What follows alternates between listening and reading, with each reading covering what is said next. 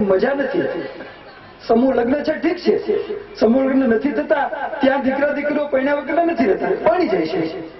પણ કોઈ ગરીબ, કોઈ વિધવા, કોઈ સાવ પહોંચી ન શકે એવાના દીકરા દીકરીઓ જો સમૂહ લગ્ન ની અંદર પરણાવાય તો એમાં જ સાચું પુણ્ય કાર્ય છે અને એમ ભગવાનનું કાર્ય છે અને એમાં જ આપણને આત્માનો આનંદ મળે છે. તો જોગાનું જોગ આ લોકોનો મિત્રો વડીલોનો પ્રયત્ન સતત જ હતો. એમાં આ વખતે નાનાભાઈને આવું જાણવા મળ્યું. નાનાભાઈએ પોતે અંગતે પ્રયત્ન કર્યો, મારી પાસે વાત મૂકી અને એ વાત મારી પાસે મૂકી એટલે મને આનંદ થાય સ્વાભાવિક છે. કેમ કે પહેલેથી જે વિચાર આપણે અંદર રાખીને બેઠા હોઈએ એવી વાત કોઈ આપણને કરે ત્યારે આપણને ગમે કે ભાઈ આ થતું હોય તો રાજી થવા જેવું છે. એના માટે આપણે પ્રયત્ન પૂરા કરશું. કોઈને સમજાવવા પડશે તો હું એ સમજાવીશ. પણ ગામના યુવાનો અને વડીલોએ કામ એટલું સહેલું કરી દીધું કે કોઈને સમજાવવાની તો કઈ જરૂર જ ના પડી. એ લોકોની સમજણ જ સીતારામ બાપુએ કીધું 12 વર્ષે એટલી ઘડાઈ ગઈ છે, એ બધા એવા તૈયાર થઈ ગયા છે કે એ પ્રશ્ન આપોઆપ જ સહેલો થઈ ગયો. અને જયારે લગ્ન લખવાનો પ્રસંગ હતો એ પહેલા થોડા દિવસ પહેલા જ મેં કીધું મહાનુભાવ તરીકે અહીંયા જે ઉપસ્થિત છે મુખ્ય મહેમાનમાં એવા અમારા મહાજન મોહન આપા હતા, એમના દીકરા રતિભાઈ મારાથી ઉંમરમાં મોટા વડીલ છે, આદરણી છે. તો એમને આપણે શા માટે મહાનુભાવ મુખ્ય મહેમાનમાં પેલું ન કરીએ? બધાએ સ્વીકારી લીધું અને સૌથી વધારે અભિનંદન તો એમને આપવું કે ટૂંકા ગાળામાં એમને જાણ કરી છતાં પણ આપણી વચ્ચે રતિભાઈ એ સ્વીકારી અને આપણી વચ્ચે ઉપસ્થિત થયા. સાથે સાથે એમના ધર્મપત્ની તારાબેન પણ એ ઉપસ્થિત થયા. સ્ટેજ ઉપર પણ અમારા બધાને આગ્રહને માન આપીને પોતાનું સ્થાન લીધું. હું સૌથી વધારે સૌની વચ્ચે તમારા સૌના વતી એમને ખૂબ ખૂબ હૃદયપૂર્વકના ધન્યવાદ આપું છું.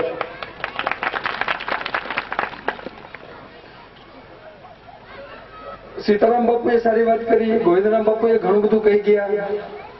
આપણા મૈયા ગંગા મૈયા એવા બેને પણ સારી વાતો કરી. એ બધા જ ને આપણે હૃદયમાં ઉતારીએ અને ગ્રહણ કરીએ અને ઘરે જઈને આપણે વિચાર કરીએ કે આખરે આપણા જીવનનો અર્થ શું છે?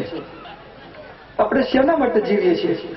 ખાવું, પીવું, પહેરવું, ઓઢવું પછી જિંદગી પૂરી થાય એટલે મરી જવું, બસ આટલું જ? લોકોનું કોઈ ગરીબ, દુબળા, મજૂર વર્ગના એમનું કંઈક આપણા દ્વારા સારું થાય, આપણું સારું થાય કે ના થાય? રાજકારણ ઉલટું હાલતું હોય છે. સામાન્ય રીતે રાજકારણમાં એવું હોય છે કે મોટા ભાગે આપણું સારું કરવા માટે રાજકારણનો ટેકો લેવાનો હોય, બીજાનું સારું કરવા માટે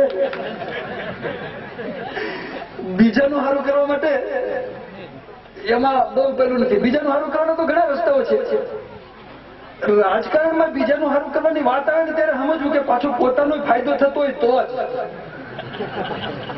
એટલે હમણાં વચમાં મતની વાત કરી કે આ બધાના પેલામાં મત ને બધું, પણ ઠીક છે, મત કરતા હું તો તમને બધાને એક ડોક્ટર તરીકે વધારે ઓળખું છું, સર્જન તરીકે. મત એ બીજા નંબરમાં આવ્યું અને મત આવે કે જાય, એ રહે કે ના રહે એનાથી જિંદગીમાં કોઈ ફરક નથી પડતો, જિંદગીના આનંદમાં ફરક નથી પડતો. તો એવી એક વાત હમણાં ખૂબ સારી રીતે ચાલે છે.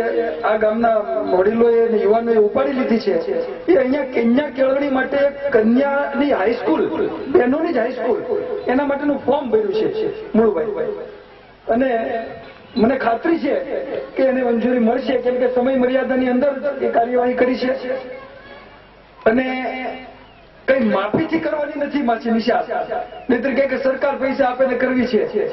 એમની ફી લઈને ભણાવવાની વાત છે અને ગ્રાન્ટ વગરની વાત છે અને બહેનો માટેની વાત છે.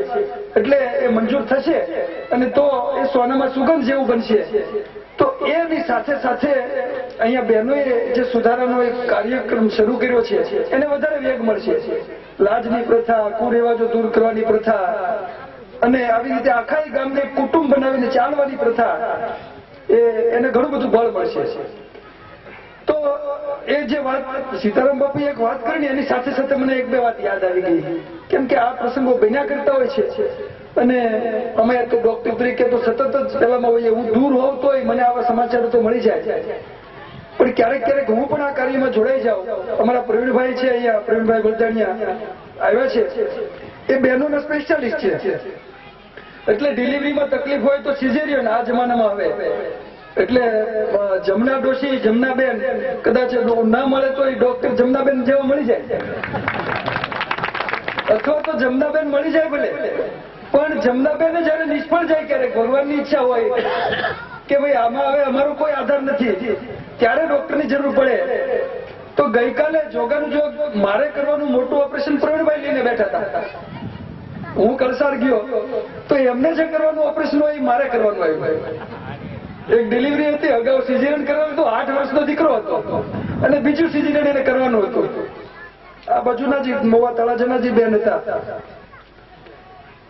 એટલે મેં એ ઓપરેશન લીધું, કેમ કે પહેલું ઓપરેશન ચાલુ હતું અને બીજા ઓપરેશન બાકી હતા પ્રવીણભાઈને. મારે તરત અહીંયા આવવાનું હતું પાછું, એટલે ઓપરેશન લીધું. હવે બીજું ઓપરેશન એ બેન સતત જ પેલું કમરનું ઇન્જેક્શન આપીએ ને એટલે જાગતા હોય ને, તમને બધાને ખબર છે.